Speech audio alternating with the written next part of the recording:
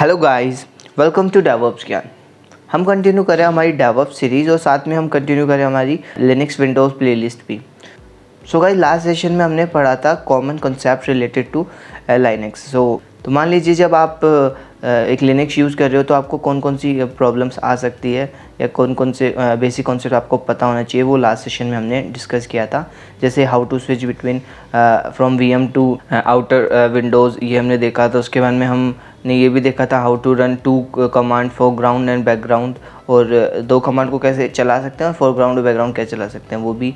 And red hat GUI पे हम shortcut बनाना भी सीखा था, और साथ में control C and control Z के बारे में भी देखा था कि उनमें क्या डिफरेंस होता है और कहाँ पे कौन सा हम यूज करते हैं। सो गाइज, अगर अभी तक आपने वो वीडियो नहीं देखा तो लिंक डिस्क्रिप्शन में एक बार जाके देख लेना, क्योंकि वो लिनक्स प्लेलिस्ट का अभी तक का सबसे इम्पोर्टेंट सेशन है। सो गाइज, आज हमारा मेन मोटो है, हम पढ़ेंगे कुछ बेसिक्स कमांड्स, फिर उन कमांड्स को यूज़ करके हम कुछ प्रैक्टिकल करेंगे।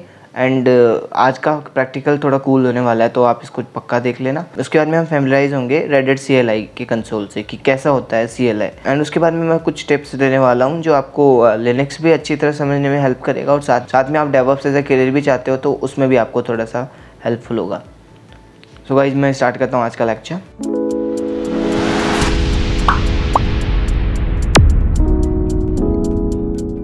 सो गाइज, आज हम मेनली डिस्कस करेंगे सबसे पहले हम tput कमांड के बारे में देखेंगे।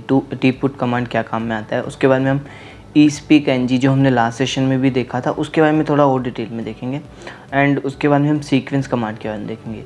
फिर इन तीन कमांड्स को यूज़ करके, और एक कॉन्सेप्ट है लूपिंग, लिनक्स में लूपिंग का कॉन्सेप्ट देख के, इन चारों को यूज़ करके हम नेशनल एंथम की स्किप बनाएंगे। और उसके बाद में हम रेड हैट CLI से थोड़े फैमिलराइज होंगे। एंड एट लास्ट हम कुछ टिप्स भी देने वाले हैं जिससे आप लिनक्स को और बेटर अंडरस्टैंड कर सकते हो। सो गाइज, थोड़ा फोकस करके देखना। सो गाइज, स्टार्ट करने से पहले मैं आपको कुछ स्टेट्स दिखाना चाहता हूँ डेवऑप्स ज्ञान के।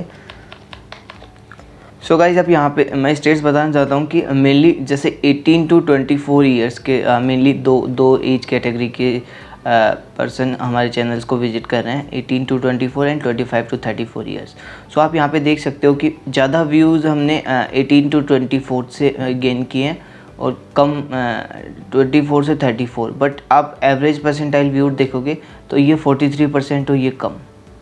एंड अगर वॉच टाइम भी देखोगे तो more than 50% we are getting from 25 to 34 years age. And ये तो इससे आप मेनली आप देख सकते हो, जैसे आप 18 टू 24 अभी हमको मेनली पता नहीं होता कि मार्केट में क्या डिमांड में है या कुछ भी, मेनली हमको पता नहीं है। तो इसलिए है ना, हो सकता है कि अभी आपको थोड़ी ये वीडियो बोरिंग लग रही हो, लेकिन गाइज मैं बताना चाहता हूँ कि इस जो कंटेंट अभी मैं बता रहा हूँ ये रियल में जैसे ये 25 टू 34 के आप देख सकते हो, सिर्फ 18% व्यूज़ आए हैं, मतलब बहुत कम अभी पर्सन्स आए हैं। ज़्यादातर को तो पता नहीं होगा, फिर भी वो हमारे चैनल पे 59 से मतलब आधा वीडियोस तक रुकते हैं पूरा, मतलब 59 व्यूज़ हमने उनसे, वॉच टाइम हमने उनसे मिल रहा है। तो आप समझ सकते हो कि उनको हमारी कंटेंट की वैल्यू है, क्योंकि उनको पता है अभी मार्केट का स्टेट, और उनको ये भी पता है कि मैं जो कंटेंट दे रहा हूँ वो वैल्यूबल है आपका अभी मार्केट में, करंट मार्केट में और फ्यूचर मार्केट में, इसलिए वो ज़्यादा टाइम दे रहे हैं। बट आप जो 18 टू 24 उनको मार्केट के बारे में नहीं पता, इसलिए आप अभी कम टाइम दे रहे हो। तो मैं आपको मतलब पहले अभी बताना चाहता हूँ कि अगर आप इसी एज में 18 टू 24 की एज में अगर ये सब सीख गए ना, जो अभी 25 टू 34 ईयर्स की एज में पर्सन सीख रहे हैं, तो आपकी बहुत ज़्यादा मार्केट में वैल्यू होगी। अभी आपको समझ नहीं आ रहा, लेकिन मैं एक सजेशन की तरह दे रहा हूँ कि इसको रेगुलर देखिए और प्लीज़ थोड़ा ध्यान से देखिए, क्योंकि कंटेंट बहुत अच्छा है। और हो सकता है कि आपको ये वीडियोस थोड़ी लंबी लग रही हो कि यार 40 मिनट्स 30 मिनट्स से लंबी वीडियोस बनाता हूँ। बट गाइज़, मेरा मानना है कि अगर आप 10 मिनट की 10 वीडियो देखोगे तो उससे आपको जितना कंटेंट मिल रहा है मैं उसी को आपको 30 मिनट्स या 40 मिनट्स में देता हूँ। तो देखा जाए तो वहाँ पे आपको 100 मिनट्स लगते किसी भी वीडियो को समझने में या कुछ को उसको एक बार देखने में।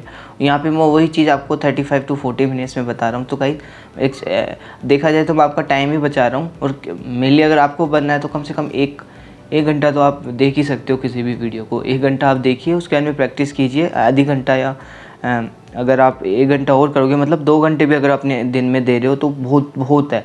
अगर आप मेरी इस प्लेलिस्ट को फॉलो करते हो तो अगले 8 to 10 मंथ में आप अच्छी तरह समझ जाओगे कि मेन डेवऑप्स इंजीनियर का क्या काम होता है या डेवऑप्स इंजीनियर किन चीज़ों को हैंडल करता है, और साथ में लिनक्स, बाकी डेवऑप्स टूल्स और जैसे कुछ इंपॉर्टेंट जैसे बैश स्क्रिप्टिंग हो गई, ऐसे कुछ कॉन्सेप्ट्स हैं ना जो मतलब मेनली अलग फील्ड्स में भी आप यूज़ कर सकते हो, वो भी आप अच्छी तरह सीख जाओगे। सो गाइस, आप मैं मेन स्टेट से आपको समझाना चाह रहा हूँ, मेरे हिसाब से आप समझ ही गए होंगे मेनली कि मैं क्या बताना चाह रहा हूँ। तो आप इस रेंज वाले अगर बंदे हमको फॉलो कर सकते हैं या फिर हमको मेनली ज़्यादा समय तक व्यू दे सकते, तो आप तो 18 to 24 हो, जिसके पास अभी टाइम भी है, तो गाइस मेरे हिसाब से आपको देना चाहिए टाइम।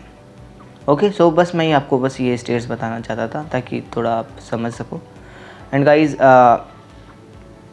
सो गाइस हम अब कंटिन्यू करते हैं हमारे लेक्चर। तो सबसे पहले हम देखेंगे tput कमांड के बारे में, उसके बारे में espeakng and sequence command. So guys चलते हैं tput हमारे कंसोल पे। सो मैं पासवर्ड एंटर कर देता हूँ। सो गाइस सबसे पहले हम देखने वाले हैं tput कमांड को। तो tput कमांड से जैसे आप कभी भी किसी भी कमांड को देखना है तो आप मेनली दो तरीके से देख सकते हो उसके बारे में। एक तो tput जो मैंने बताया था मैनुअल खोलने से भी पहले आप उस पर -h लिखोगे, तो ऐसे ये ऑप्शन मेनली अभी दिखा रहे हैं। ऐसे और भी ऑप्शन होते हैं लेकिन अभी यहाँ पे मेनली अभी शो नहीं हो रहे। जैसे आपको अगर उसके बारे में थोड़ा और ज़्यादा डिटेल में देखना है कि असलियत में करता है क्या है इसके पीछे लॉजिक, तो आप इसके लिए मैन मतलब मैनुअल, मैंने पहले बताया था मैनुअल एंड देन tput। तो tput का मैनुअल ओपन कर लीजिए। तो मैनुअल में ये सब बताया था कि इनिशियलाइज द टर्मिनल और क्वेरी टर्मिनल इन्फॉर्मेशन डेटाबेस। सो ये मेनली आपको जैसे अभी इसके बारे में ज़्यादा समझ में नहीं आएगा, बस ऐसे मान लीजिए कि अगर आपको किसी भी टर्मिनल पे कुछ भी अच्छी तरह शो करना है तो आप इसके लिए tput कमांड यूज कर सकते हो। जैसे इसमें खूब सारे ऑप्शंस अभी यहाँ पे दे रखे हैं, आप इसको धीरे धीरे करके आप इस मैनुअल को रीड करना, और हो सके तो गूगल सर्च पे भी करना, क्योंकि ये थोड़ा सा कॉम्प्लेक्स हो सकता है आपके लिए इसके बारे में पढ़ना, बट मैं कोशिश करता हूँ आपको थोड़े सही समझाने की। तो ये बहुत सारे ऑप्शन दे रखे होंगे, जैसे ये tput clear, tput cup 00, tput -t 5620 reset, ऐसे कुछ ऑप्शंस दे रखे। तो आप इसको मेनली देख सकते हो। जैसे मैं भी इनमें से कुछ बता देता हूँ। जैसे अगर आपको ये जैसे अभी ये टर्मिनल है, इसका कलर क्या है, तो जैसे इसका कलर, अब मेरे को इसको कलर चेंज करना है। चलो कलर के चेंज करने से पहले और कुछ कॉन्सेप्ट देख लेते हैं। जैसे मैं इसको एक बार क्लियर कर देता हूँ। अब मेरे को जो आगे मेरे को ये टर्मिनल में ये जो भी दिख रहा है ये इसको बोल्ड करना है, तो इसके लिए मैं यूज कर सकता हूँ tput बोल्ड कमांड। जैसे मैं बोल्ड करूँगा तो अगली बार से देखो, अब ये वाला थोड़ा सा बोल्ड हो गया पिछले वाले से। अब मैं इसमें कुछ भी करूँगा, जैसे मैं करता हूँ इको हाई, मतलब मैं प्रिंट कर रहा हूँ हाई, तो ये देखो बोल्ड हो गया पिछले वाले से, और इसमें आप दोनों में अंतर देख सकते हो। ये थोड़ा बोल्ड है, ये नहीं है। मेरे को हटाना है बोल्ड, वापस से मैं tput रीसेट कमांड यूज सकता हूँ। जैसे मैंने tput रीसेट किया, ये वापस से पहले वाला जैसा हो गया। ऐसे tput तो कुछ दो कमांड आपको समझ आएगी, tput bold, tput clear, tput reset. ऐसे tput क्लियर होती है, वो क्या करता है, जैसे अपनी नॉर्मल क्लियर कमांड होती है जो क्लियर करता है, सेम ऐसे ये भी क्लियर करता है। ओके, तो आप मेनली 3 कमांड्स को आपने देखा हुआ। इसके अलावा आपको मान लो कि टर्मिनल में अभी यहाँ से स्टार्ट हो रहा है, आपको नहीं इसको यहाँ से स्टार्ट कराना अगली बार कमांड को, या फिर बीच से करना है। तो आप इसके लिए जैसे मान लो ऊपर से ऐसे गिनना पड़ेगा कितनी लाइन नीचे, तो ऐसे थोड़ा सा कन्फ्यूजिंग लग रहा है, एक बार मैं वापस आ जाता हूँ। सो एक कमांड होती है tput cup।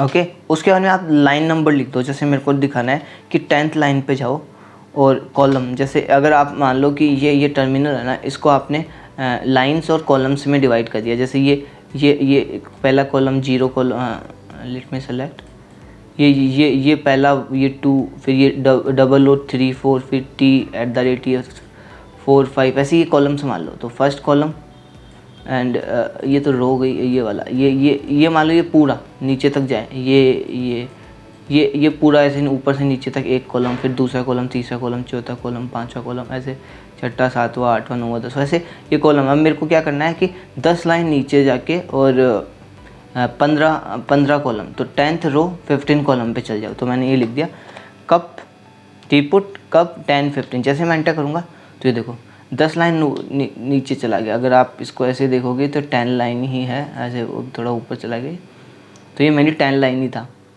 और जैसे मैं वापस से कर देता हूँ, अगर मेरे को ये मैंने इसको 0 0 कर दिया तो ये टर्मिनल के स्टार्ट में पहुँच जाएगा। जैसे मैंने इसको 0 0 कर दिया तो वहाँ पे पहले से लिखा हुआ, लेकिन फिर भी वो वहाँ पे पहुँच गया। कैसे अभी आपको थोड़ा सा कंफ्यूजिंग लगा होगा, वापस से करता हूँ। जैसे मैं टी पुट ये 10 15 करता हूँ तो वो वापस उसी लोकेशन पे पहुँच गया, मतलब अब वो यहाँ से स्टार्ट हो रहा है 10, ये 10th लाइन है और 10th कॉलम यहाँ पे स्टार्ट हो रही है। ऐसे ही अगर मैं वापस से ये लिख देता हूँ टी पुट 0 0, तो ये वो मतलब 0 0 इसका कोऑर्डिनेट यहाँ पे, 0 0 इसको मानता है, तो ये वापस यहाँ पे आ जाएगा।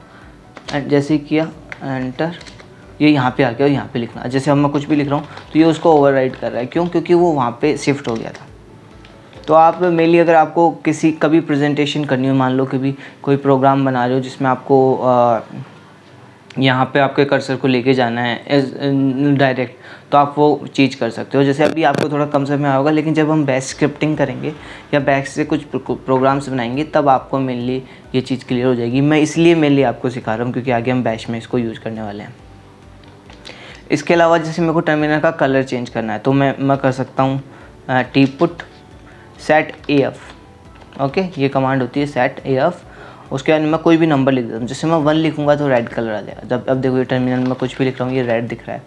ऐसे अगर मैं जैसे कभी कभी एरर हो जाती है तो आप बैच स्क्रिप्टिंग में यूज कर सकते हो। कभी कोई चीज़ एरर हो जाए तो आप ये रेड दिखाने के लिए कि सम एरर ऐसे दिखाते हैं ना, तो उसमें यूज कर सकते हो।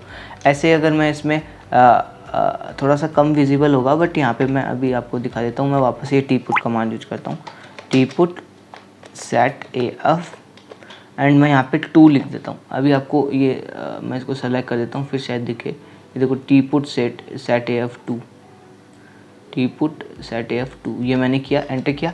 अब इसका कलर ग्रीन हो गया। ठीक है, ऐसे मैं इसमें 3 करूँगा तो इसका कलर वापस येलो हो गया। ऐसे 4 करूँगा तो ये मेनली ब्लू हो गया। तो ऐसे खूब सारे कलर आप मेनली देख सकते हो इसमें। जैसे जैसे आप नंबर बढ़ाते जाओगे अलग अलग कलर बनते जाएंगे। मेनली टोटल इसमें 256 कलर अवेलेबल होते हैं। ठीक है, जैसे उसको देखने के लिए मैं आपको एक कॉन्सेप्ट बता दूं, लेकिन उससे पहले मेरे को थोड़ा और चीज़ें बतानी पड़ेगी। तो अभी तक ये मान लो कि आप इससे कलर चेंज कर सकते हो। मैं अभी थोड़ी देर में आपको ये भी क्लियर कर दूंगा कि कौन कौन से आप यूज कर सकते हो। कहता हूँ क्लियर CLEAR।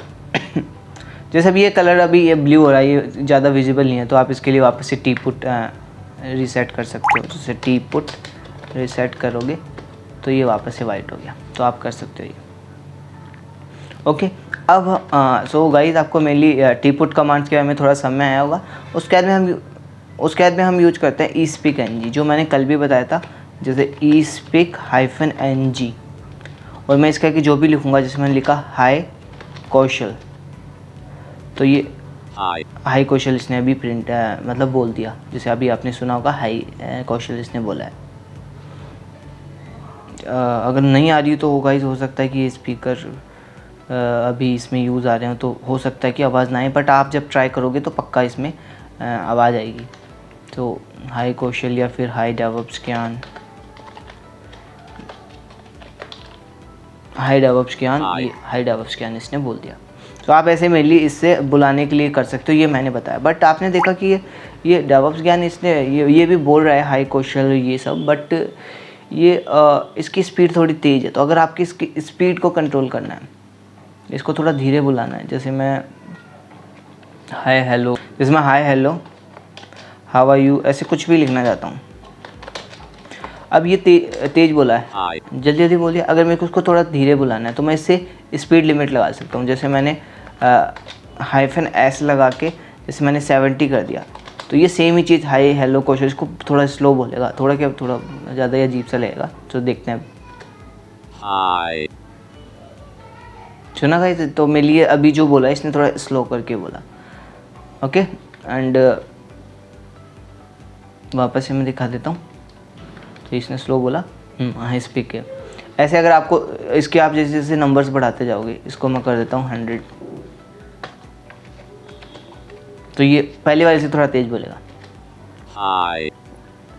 ऐसे मैं इसको और बढ़ा के 200 कर दूँ तो ये बहुत तेज बोलने लग जाएगा हाय। ऐसे 500 कर दूँ तो ये मतलब जैसे जैसे आप नंबर्स बढ़ाते जाओगे इसकी स्पीड बढ़ती जाएगी। देखो कितनी जल्दी बोल दिया। तो ऐसे आप इसको मेनली यूज कर सकते हो। इसकी स्पीड कंट्रोल कर सकते हो, इसके बोलने की।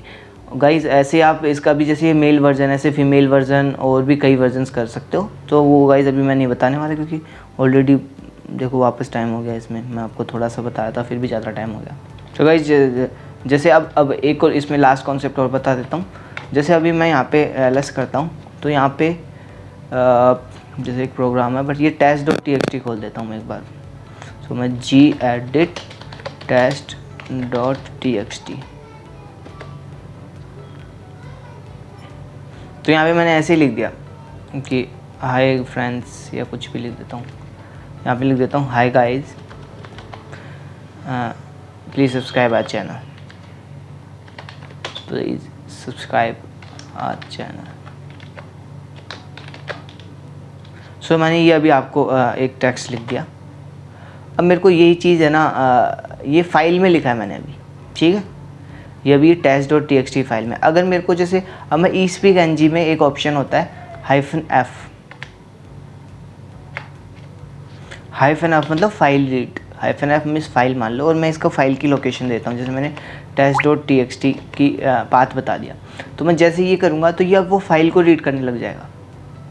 जैसे अभी मैं एंटर करता हूँ, तो उसमें जैसे लिखा हुआ था hi guys please subscribe our channel, तो यही बताएगा ये hi guys please subscribe my channel. वापस से hi guys please subscribe my channel. ठीक है।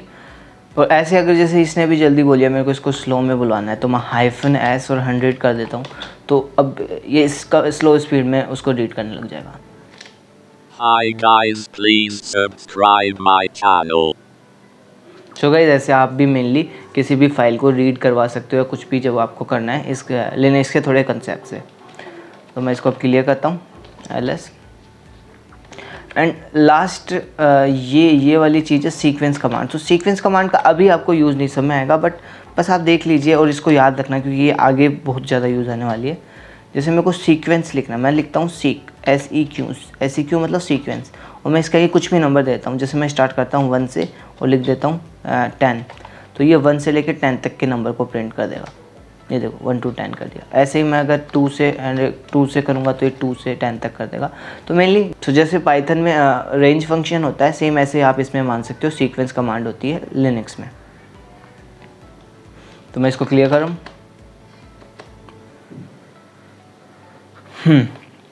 तो गाइज़ आपको मेनली समझ आएगा। मैं एक चीज़ भूल गया, जैसे अगर आप सेम सभी में जैसे मैंने बताया था, आप इसमें भी देख सकते हो eSpeak-ng, इसमें भी आप -h लगा के हेल्प देख सकते हो, ये भी आपको हेल्प में बता देगा कई चीज़ें।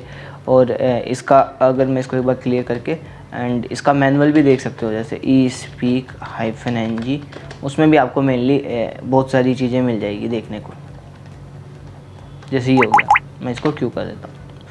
ऐसे सीक्वेंस कमांड का मैनुअल भी होगा, SEQ देख लो है या नहीं है। तो हाँ, हमको ये सीक्वेंस कमांड का भी मिल गया, तो इसमें भी आप बहुत सारे ऑप्शन होते हैं, तो आप वो देख सकते हो। मैं बस आपको बताना चाहता हूँ कि मैन से आपको खुद को रीड करना पड़ेगा, थोड़ा थोड़ा तो पढ़ना पड़ेगा। जो कमांड आपको अच्छी लग रही है उसको पढ़ो, क्योंकि आगे जो भी मैं बता रहा हूँ अभी सब यूज़ आएगा, इसलिए ही मेनली मैं बता रहा हूँ। सो आई एम जस्ट क्लियरिंग। अब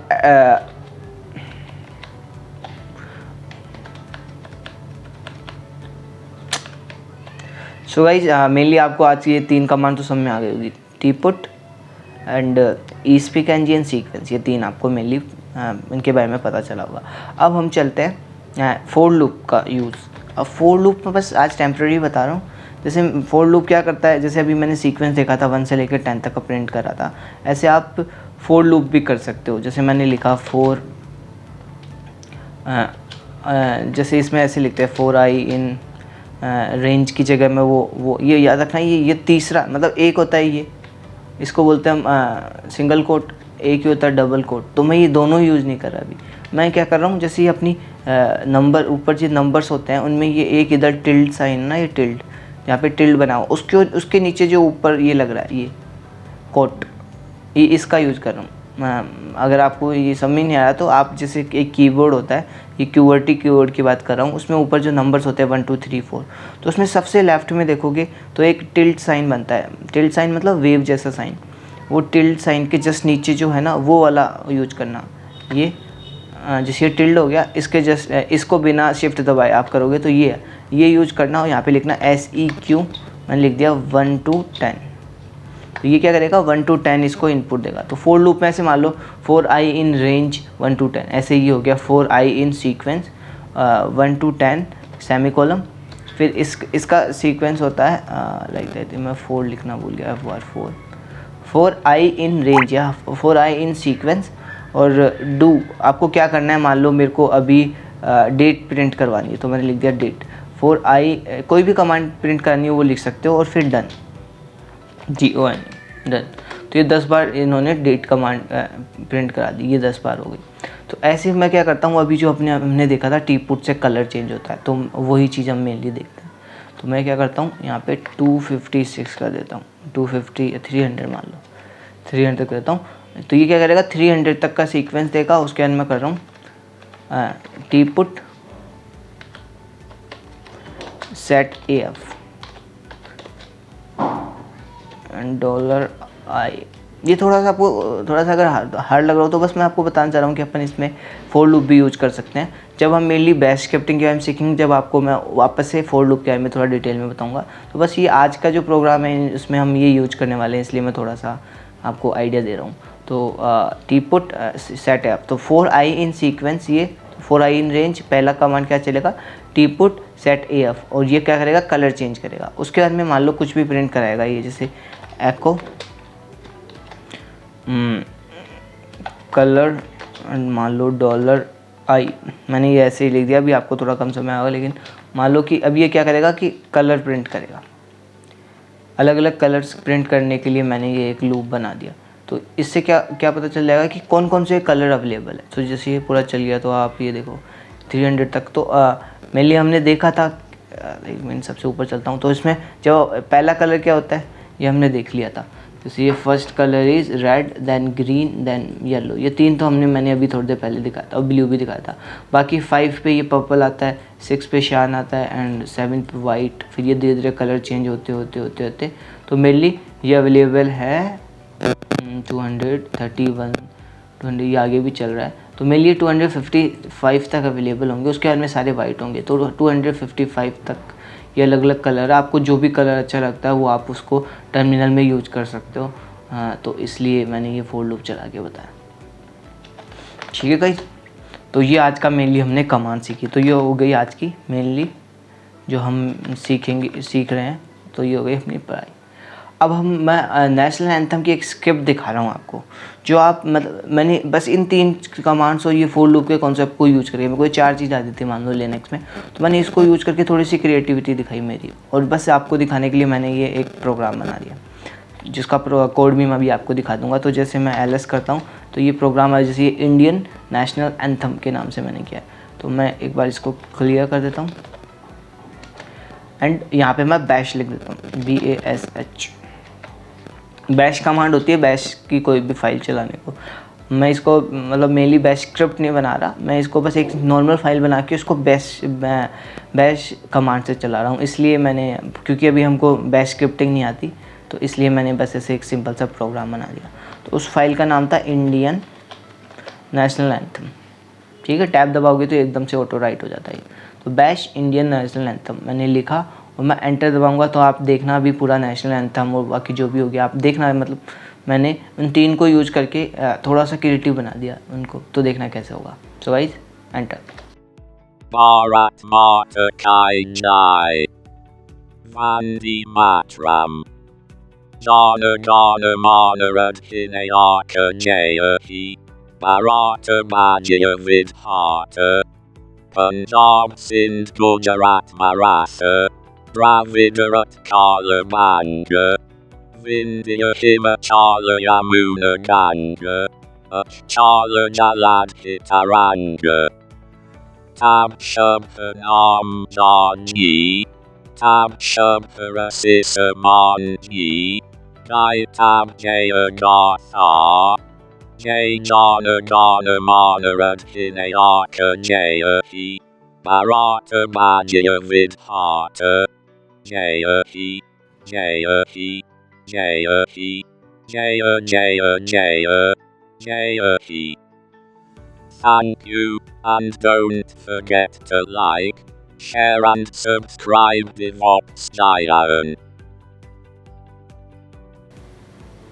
सो गाइस आपने देखा होगा कि ये स्क्रिप्ट चली और इसने पूरा नेशनल एंथम आपको अजीब सी आवाज़ में सुनाया, बट मेनली आप इसको ऐसे भी इम्प्लीमेंट कर सकते हो। तो ये थोड़ा सी क्रिएटिव वे हो गया आपको इन कमांड्स को यूज़ करने का। ये तो बस सो गाइस देखा मैंने मेनली ऐसे ही फ़न के लिए ये बनाया था। सो गाइस देखा था आपने सो गाइस जैसे आपके खुद की क्रिएटिविटी के हिसाब से कुछ भी चला सकते हो। जैसे आप वंदे मातरम बना दो, नहीं तो कोई गाना बना दो, कुछ भी आपका जो फेवरेट हो वो लिख दो, जो ये ऐसे फ़नी वे में थोड़ा सा गाएगा। तो ऐसे कुछ भी आप कर सकते हो। जैसे मैं इसका थोड़ा सा आपको कोड दिखा देता हूँ। तो इसमें मैंने मेनली क्या यूज़ किया, तो सबसे पहले मैंने क्लियर किया। फिर ये फोर लूप लिखने का एक और ये तरीका भी होता है। तो मैंने ये फोर लूप लिखा, फिर मैंने थोड़ी सी लाइन का गैप दिया, तो 4 फिर लाइन का गैप। उसके बाद में झंडा बनाने के लिए मैंने मेनली ये सबसे पहले उसका कलर चेंज किया 3 में। तो मैंने यहाँ पे 3 लिखा, तो 3 से मेनली उसका कलर चेंज हो गया, ऑरेंज टाइप हो गया, है ना। तो फिर उसके बाद में मैंने वाइट कलर किया। यहाँ पे बीच में मैंने जैसे ब्लू कलर भी किया, क्योंकि बीच में जो अपना वो अशोक चक्र होता है उसके लिए। तो यहाँ पे ऐसे कुछ मिल नहीं रहा, तो मैंने @ लगा दिया, तो वो थोड़ा बहुत ऐसे लगे कि हाँ यहाँ पे कुछ चक्र टाइप है। तो इसके लिए मैंने ये चक्र बनाने के लिए कर दिया। उसके बाद में झंडा का वापस से नीचे वाली पट्टी ग्रीन से वो बना दी।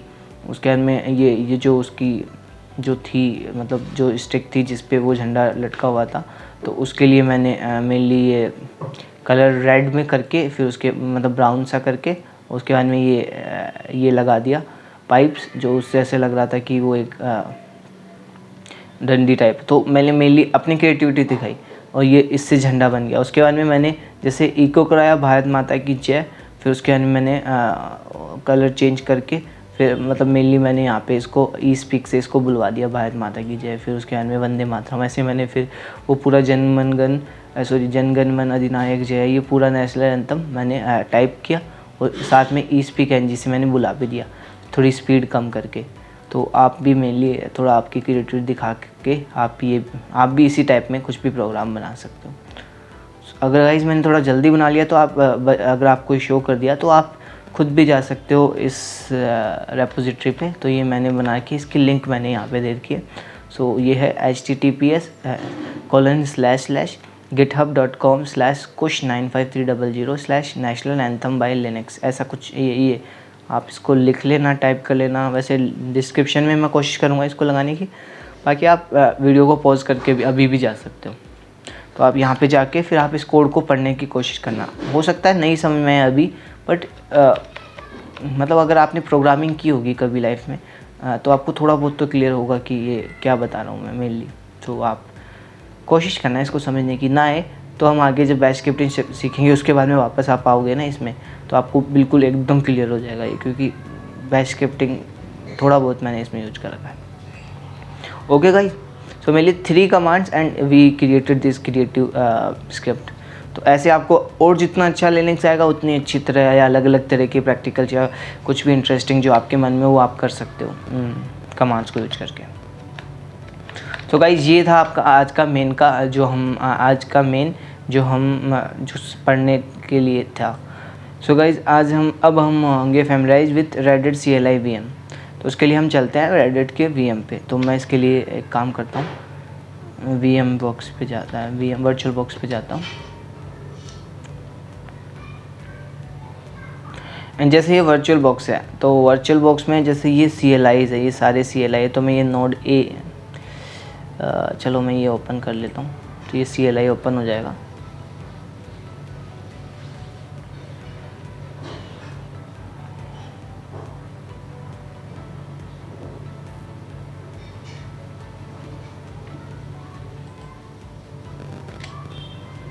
गाइस नॉर्मल GUI से जल्दी ये लॉगिन हो जाता है, तो आपको इसके लिए ज़्यादा वेट नहीं करना पड़ेगा। जैसे आप GUI में आपको ज़्यादा समय तक वेट करना पड़ता है, वैसा इसमें नहीं होगा।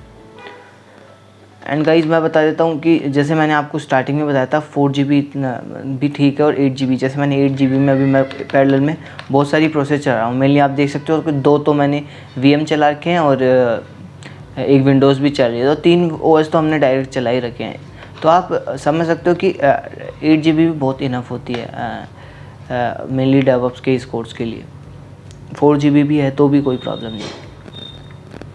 तो भाई जैसे ये ऑन हो गया तो अब मैं इसको थोड़ा बड़ा कर सकता हूँ, शायद ये होगा नहीं, बट चलो ठीक है, अभी आप थोड़ा सा फोकस करना। सो गाइज जैसे जूम करने की कोशिश करता हूँ, हुआ तो ठीक है, नहीं तो कोई नहीं। सो गाइज जैसे ये लॉगिन है, ये node.login लिख रखा है मैंने। जैसे उसमें रेडिट जब अपन उसमें एक सेकंड में GUI में जाता हूँ।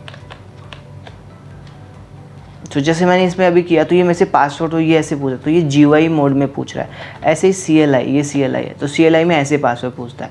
जैसे मैं यहाँ पे लिखता हूँ यूज़र का नाम है रूट एंड मैं यूज़र का पासवर्ड लिख देता हूँ। याद रखना ये टाइप हो रहा है, अभी मैं यहाँ पे ये जैसे मैंने टाइप किया, पासवर्ड मैंने टाइप कर दिया, लेकिन ये शो नहीं होता क्योंकि ये लिनक्स क्या करता है, प्रोटेक्शन रखता है, जो भी आप लिख रहे हो वो भी आपको शो नहीं करता। मेरे लिए आप बस लिख देना रेडिट और फिर एंटर कर देना, तो आपको ये दिखेगा नहीं कि आप वैसे। अब मैं जैसे लॉगिन हो गया, जैसे मैं लॉगिन होता हूँ तो ये जैसे ये आता है ना टर्मिनल, जैसे मैं अब मैं कमांड यूज कर सकता हूँ ls, जैसे यहाँ पे कुछ प्रोग्राम पहले से पड़े हुए हैं, मैं इसको ऐसे हटाता हूँ, ls cls, ये जो भी कमांड्स थे क्लियर हो गई, या फिर अभी तक अपन ने क्या क्या कमांड्स देख ली वो सब आप इसमें चेक कर सकते हो। जैसे मेरे को, जैसे मैंने अभी टीपुट ही देखा था तो टीपुट शायद ही काम करे यहाँ पे, हाँ वैसे ये करेगा, लेकिन कलर देखते हैं कलर चेंज करता है नहीं करता। तो मैंने लिखा सेट AF2, तो देखो ये इसमें भी ये मेनली आपका कलर, टर्मिनल का कलर चेंज करता है, तो आप यहाँ से भी देख सकते हो इसका। तो आप जो भी कमांड जानते हो वो यहाँ पे भी अवेलेबल है। बट जैसे कुछ कमांड्स होती है जो आप जैसे जैसे मैं gedit लिखता, तो gedit क्या करता है वहाँ पे दोनों जगह दिखा देता हूँ 2020, ओ पासवर्ड क्या था, जैसे मैं यहाँ पे gedit लिखता हूँ तो आपको पता है टेक्स्ट एडिटर ओपन हो जाएगा, ये वाइट कलर का मतलब टेक्स्ट एडिटर ओपन हो गया। बट मैं वहाँ पे लिखूँगा, यहाँ पे मैं लिखता हूँ gedit और एंटर करता हूँ, तो देखो ये पहली बात बोला gedit कमांड ही नहीं है, क्योंकि gedit उसमें होता ही नहीं है। बाकी जैसे gedit चलो कमांड नहीं है, उसको अभी डाउनलोड कर नहीं सकते क्योंकि इसमें यम कॉन्फ़िगर नहीं है, वो मैं अभी फ्यूचर क्लासेस में बताऊँगा।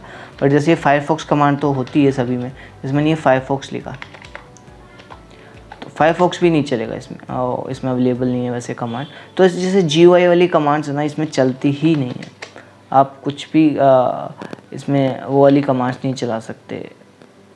एक सेकंड।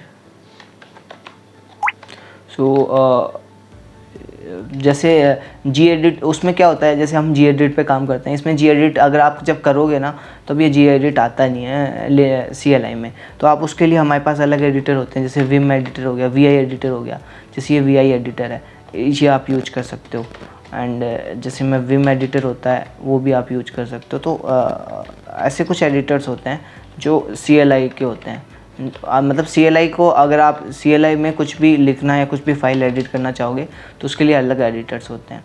जैसे मेरे को अभी एक फ़ाइल बनानी है, ls करता हूँ, जैसे यहाँ पे कोई भी एक ऐसे test.txt नाम से नहीं है, तो मैं एक फ़ाइल बनाता हूँ, उसके लिए आप टच कमांड यूज कर सकते हो, जो मैंने आपको विंडोज़ के उसमें भी बताया था, सेम टच इसमें भी कर सकते हो। विंडोज़ में बताया नहीं था, ठीक है कोई नहीं, नहीं चलो मैं बना, यहाँ पे आप टच कमांड से बना सकते। जैसे मैंने लिखा test.txt, तो ये ls करोगे तो एक नई फाइल बन गई। तो अब गाइज अब यहाँ पे तो आप यहाँ जैसे अब आपको थोड़ा समझ में आ रहा होगा, वहाँ पे तो आप बैकग्राउंड में भी देख सकते थे कि हाँ एक न्यू फाइल क्रिएट हुई है GUI में, बट यहाँ पे आपको मेनली इन्हीं पे डिपेंड करना पड़ेगा। मतलब यहाँ पे कुछ ऐसे अपन देख नहीं सकते कि फ़ोल्डर बनानी है, जैसे ये ऐसे रेक्टेंगुलर बॉक्स ऐसे कुछ भी नहीं दिखेगा। मेनली आपको ये जैसे एक नई एंट्री आ गई, इसका मतलब एक नई फाइल बन गई, ऐसे होता है। तो जैसे अब मेरे को इस फाइल को ओपन करना है तो इसके लिए gedit यूज़ नहीं कर सकता, वैसे इसमें है भी नहीं, लेकिन वैसे gedit करता तो ये एरर देता, क्योंकि वो बोलता कि डिस्प्ले नहीं है, ऐसा कुछ एरर आती। सो गाइस उसके लिए मेनली होता है vim एडिटर। तो जैसे मैं vim test.txt करूँगा तो आपको मेनली ऐसे इसको ऐसे लिखना पड़ेगा, हाय कौशल, या ऐसे जो भी मैंने ऐसे किया, इसको सेव किया CLS क्लियर, और मैं इसको मेरे को देखना है इसमें क्या है, तो जैसे मैं इसको प्रिंट कर सकता हूँ कैट कमांड से, गाइस अभी मैंने कैट कमांड के बारे में भी नहीं बताया, बट अभी मैं अगले कुछ वीडियोज़ में बता दूंगा। बस मैं आपको मेनली बता रहा हूँ कि इसमें आप कुछ भी ग्राफिकली नहीं देख सकते। आपको उसके लिए मतलब जब आप सर्वर्स पे काम करोगे तो सेम ऐसा सेटअप होता है जैसे मैंने GUI पे समझा रहा हूँ, वैसा कुछ भी नहीं होता। तो आपको प्रॉब्लम होगी कि क्या चल रहा है क्या नहीं चल रहा, ये सब चीज़ देखने में। तो इसलिए आप ज़्यादा से ज़्यादा फैमिलाइज होने की कोशिश करो पहले GUI से। उसके बाद में जब हम CLI पे मतलब शिफ्ट होंगे तो आपको इतनी प्रॉब्लम नहीं आए। इसलिए मैं मेनली ज़्यादा फोकस दे रहा हूँ CLI पे। जैसे मैंने लिखा cat test.txt करता मैं, तो ये देखो हाई क्वेश्चन इसने प्रिंट करे। तो मेरी फाइल को रीड करने के लिए हम कैट यूज करते हैं। बट आप समझ गए होंगे कि जैसे आप CLI पे करोगे तो आपके उस पर ज़्यादा चीज़ें नहीं है जिसको आप शो कर सकते हो। तो आपको थोड़ा सा इसको लेके थोड़ा सा समझना पड़ेगा कि आपको अच्छी तरह लिनक्स सीखना है ताकि आप CLI पे काम कर सको, नहीं तो आप CLI पे काम नहीं कर पाओगे। तो गाइज़ आप थोड़े बहुत CLI से फैमिलाइज हो गए होंगे तो आप देख सकते हैं। हो गया familiarize with Red Hat CLI VM, ठीक है।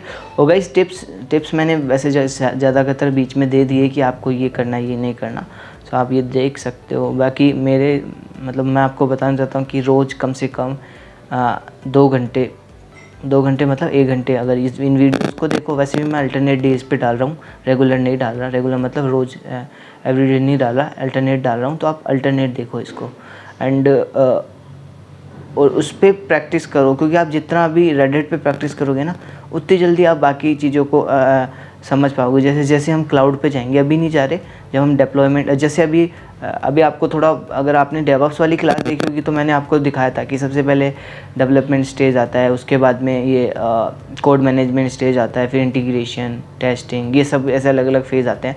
तो हम एक एक करके उनको उठा रहे हैं। सबसे पहले मैंने जैसे अगर आप थोड़ा बहुत देखोगे, जैसे ये वीडियोज़ हो गई तो आप इसमें देखते हो, तो सबसे पहले मैंने एक प्रीरिक्विजिट्स बताने के बाद में मेनली मैंने डेवऑप्स से स्टार्ट किया ताकि आपको थोड़ा दिमाग में आए कि डेवऑप्स होता क्या है, थोड़ी चीज़ क्लियर हो, आपको पता चले कि हाँ यार कि मेरे को डेवऑप्स में फ़ायदा है या नहीं है, ये नुकसान मतलब फ़ायदे नुकसान थोड़े पता चले आपको। एंड डेवऑप्स से करिए आपको चूज़ करना भी है नहीं करना ये भी क्लियर हो। तो इसके लिए मैंने ये 3 वीडियोज़ बनाई थी। उसके बाद मैंने डिस्कशन में आपको थोड़ा और क्लियर समझाया था। तो ये मैंने मेनली 4 लेक्चर इसलिए तो दिए ताकि आप थोड़ा सा आपका थोड़ा बेस बने। उसके बाद मैं चाहता तो डायरेक्ट किसी भी चीज़ से स्टार्ट कर सकता था, लेकिन मैंने लिनक्स से इसलिए किया क्योंकि आपको बेस से करना है, तो लिनक्स आपकी पावरफुल होनी चाहिए। तो मैं धीरे धीरे कोशिश कर रहा हूँ कि आप लिनक्स सीखो। तो ऐसे ये लिनक्स एक बार हो जाएगी तो लिनक्स डेवऑप्स इंजीनियर के लिए प्रीरिक्विजिट्स होती है, मतलब आपको लिनक्स तो आनी ही चाहिए। तो इसलिए मैं पहले लिनक्स पे फोकस कर रहा हूँ। उसके बाद में हम थोड़ा सा डेवलपमेंट पे फोकस करेंगे, जैसे पाइथन, मेनली हम पाइथन को स्टार्ट करेंगे। पाइथन से आपको थोड़ा बहुत प्रोग्रामिंग करना आएगा, जिसको आता होगा वो थोड़े दिन स्किप कर सकता है। बाकी हम पाइथन की सीरीज निकालेंगे, फिर गिटहब की निकालेंगे ताकि आप कोड मैनेजमेंट करना सीखो। उसके बाद जेनकिंस, टेराफॉर्म, एंसिबल, मतलब धीरे धीरे सारे निकालेंगे। तो आपको देखना है कि जैसे पहले अभी तक तो डेवऑप्स स्टार्ट भी नहीं किया मैंने, मेनली लिनक्स समझा रहा हूँ। उसके बाद मैं डेवऑप्स डेवलपमेंट से स्टार्ट करूँगा। डेवलपमेंट में लिनक्स सिखाऊंगा।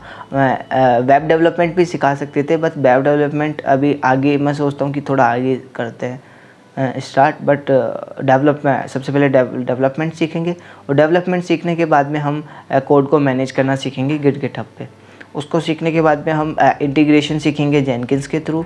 फिर डेप्लॉयमेंट में हम Ansible, Docker, Kubernetes and Terraform, AWS, ये सब भी सीखेंगे। वो सब क्योंकि डेप्लॉयमेंट थोड़ा बड़ा स्टेज हो गया। और डेप्लॉयमेंट के बाद में मॉनिटरिंग के लिए हम नागायोस एंड ग्राफाना एंड प्रोमीथियस, इनका भी थोड़े लेक्चर्स लेंगे। तो ये थोड़ा फ्यूचर प्लान हो गया, बट आपको स्टेप बाय स्टेप जाना पड़ेगा। तो मैं आपको पहले ऐसे क्लियर कर रहा हूँ कि थोड़ा टाइम दो, 1 घंटा वीडियोस देखो और 1 घंटा प्रैक्टिस करो रोज़। और मेरी वीडियोस आपको थोड़ा कम समय में आ रही हो या फिर आपको लग रहा है कि कम कंटेंट है, तो आप दूसरी जगह भी जाओ, लिनक्स के और देखो। क्योंकि मेरा मोटो है कि आप मेनली लिनक्स को सीखो, क्योंकि जब तक आप लिनक्स ढंग से नहीं सीखोगे तो और कोई चीज़ सीखना मुश्किल होगा। तो जस्ट फोकस ऑन लिनक्स। तो ये मेरी तरफ से बस ऐसे मान लो एक टिप्स है, या जो भी आप, अगर आपको वीडियोस थोड़ी ठीक लग रही है तो मतलब इसको मानना। ओके गाइस, सो यही था आज के लेक्चर में। तो अगर अभी तक आप यहाँ पे हो तो आप एक बार वीडियोस को लाइक कर देना, सब्सक्राइब अगर नहीं किया तो कर लेना, एंड शेयर ज़रूर करना। ज़्यादा से ज़्यादा लोगों के पास पहुँचना चाहिए वीडियो, क्योंकि और कोई नहीं तो लिनक्स तो उनकी थोड़ी मजबूत हो ही। तो गाइस ज़्यादा से ज़्यादा फ्रेंड्स को शेयर करो ये। Okay guys, bye.